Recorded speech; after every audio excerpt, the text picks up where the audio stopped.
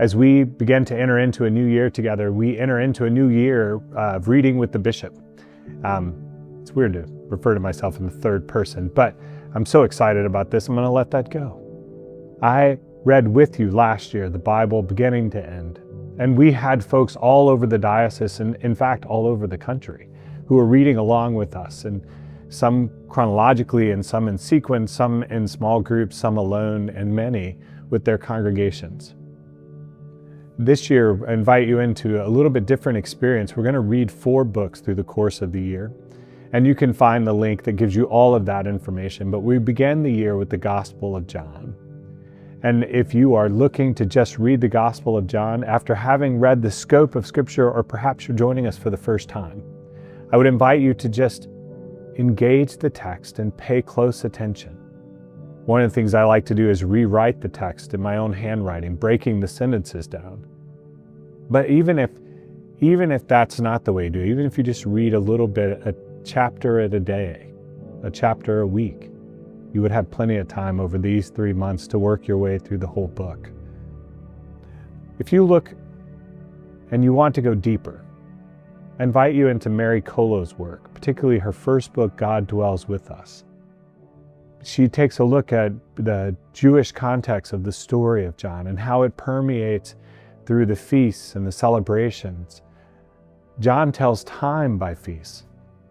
Even as the writer picks up these incredible allusions to Neoplatonic thought and Greek poetry, he tells time. He makes sense of space in the Jewish context of the people among whom Jesus was born. So I invite you this season to join us as we read the Gospel of John together anew. It really doesn't matter which version you read. All of them have the same basic text.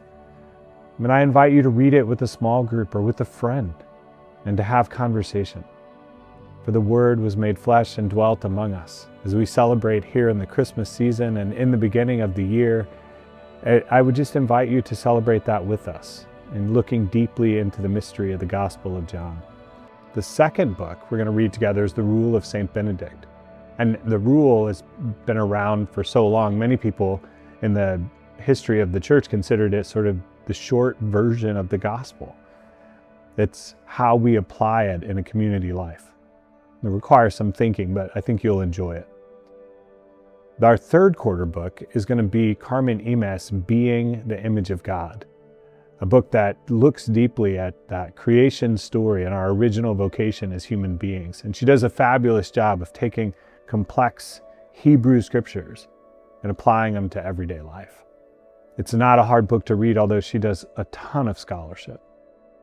And then the fourth quarter, we're going to take a look at Henri Nouwen's The Way of the Heart, a book near and dear to my heart.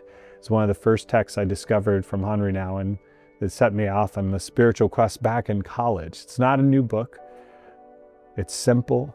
And yet I think as we enter into Advent next year, you'll find that it fills your heart and gets your feet on the path that leads us to the manger again.